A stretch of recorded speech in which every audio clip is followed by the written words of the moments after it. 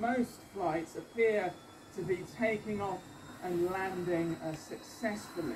But on the ground, the inter-terminal rail shuttle, which normally ferries passengers between the north and south terminals here, has been cancelled. Many flights, several flights, have been cancelled today, and there's been widespread disruption. People are still turning up with their fingers crossed, expecting to catch their flight out of Gatwick today. They may well be lucky, but Rebecca, the advice is to check with your airline before heading to the airport here.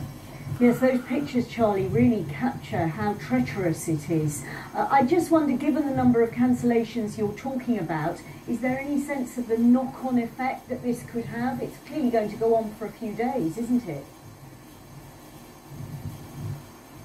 Yeah, there will be a knock-on effect, but at the moment the arrivals board, the departures board show some cancellations, but most flights are taking off and landing successfully here today. But I imagine if you're a passenger on one of those flights, being a passenger is not for the faint-hearted.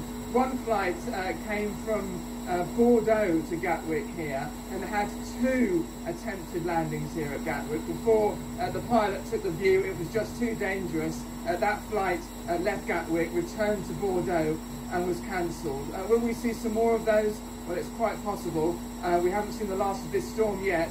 Lots of disruption still to take place, I imagine, Rebecca. Charlie Rose at Gatwick Airport now. What is it like on the roads? Joining us now is Rod Dennis from the RSC. So, Rod Dennis, what is the picture on the roads?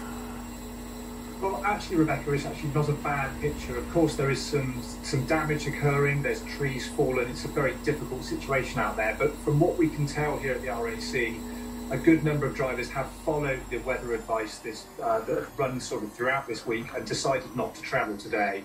Our breakdown volumes, especially in central and southern England, are below where we would normally expect them for a half-term Friday. Most of the volume, most of our patrols being particularly busy in the north of England, obviously where we've got the snow, people getting stuck in snow, that sort of thing. So there's a bit of that, but actually in the south of England in particular, things are much quieter, and I think that's got to be a good sign. That's interesting, isn't it? Because presumably for some people this is the first Friday of half term, isn't it? So I would assume normally on this day you would expect to be quite busy. Absolutely, and we had resourced for that. We were expecting this to be a normal kind of almost getaway Friday, but it's really turned out to be anything but that, probably with a lot of families, half-term plans probably a bit messed up, I would have thought, as a result of Storm Eunice.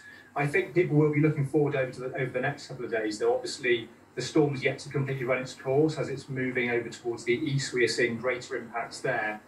But it does look like the very unsettled conditions are going to continue, and I think for drivers over the next few days, vigilance has to be the watchword. There's still going to be some awfully gusty winds, some very strong, intense rainfall on Sunday in particular. In the north, we've got ice to contend with as well. It's a really ugly cocktail of weather we've got over the next few days, which if drivers aren't careful could catch them out. So is that what your main advice to drivers is, to be careful and vigilant rather than to not set out in the first place? Because I'm thinking about a lot of families who might have holidays booked here in the UK and maybe weighing up, well, all right, it isn't essential, but actually we've been looking forward to this for months, if not years, because of the pandemic. Yeah, absolutely. What is one person's essential journey is obviously not necessarily someone else's essential journey. Certainly through today with the red weather warnings, we did issue that advice that drivers really shouldn't travel. Obviously the red weather warning expires in a few hours in the southeast of England and London. It looks like it's going to be replaced with some other weather warnings perhaps over the next couple of days, but not quite as severe. So I think given that, we are still recommending people still travel, but take particular care doing so. Obviously, if you're a less confident driver, these might not be ideal conditions for setting out over the next couple of days, but we do understand a lot of people, the car is vital to many people. People are heavily dependent on it for getting away over half term, for carrying out their normal sort of day-to-day business. So I think taking extra care, slowing down, leaving plenty of space between your vehicle and the one in front of you so you can anticipate what's coming ahead. Doing those things can go a long way towards making sure people's trips are safe in the next couple of days. And any specific advice for people in the northern parts of the country where snow is forecast about driving in snowy conditions? Yeah, again, we don't tend to get a great deal of snow in sort of large quantities, and it can take drivers unaware. really it's about adopting a much more kind of smoother, more fluid driving style when there's snow on the ground. That means, for instance, never driving with a kind of, never accelerating quickly, never braking quickly, much more kind of cautious driving style I think is required. For most people who are driving, if your car starts to skid in ice or snow, you should gently turn into the direction of that skid and hopefully your wheels will then start to take grip once more. But again, difficult conditions, people who aren't sort of used to them. And again, it might be perhaps the best policy if you don't need to go out over the next couple of days, not to do so. And if people do get in trouble on the road, what should they do?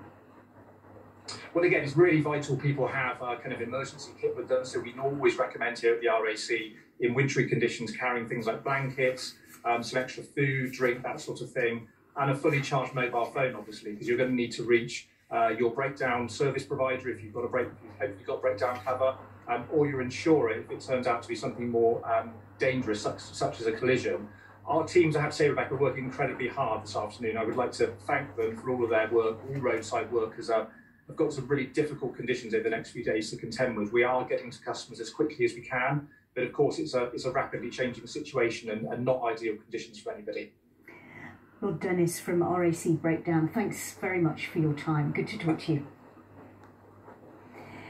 In Wales, Storm Eunice has brought strong winds and high waves. There are no trains running anywhere in Wales. Now, that's the first time that has happened, and people are being advised to stay at home. Our correspondent Thomas Morgan is in Porthcawl in South Wales. As Storm Eunice crashes over Porthcawl, the majority of cafes and businesses are shut in and around the South Wales coastline as it took the brunt of the weather this morning. Gusts of over 90 miles per hour have been clocked as Eunice sweeps up everything in its path. I've lived in Porthcawl many years and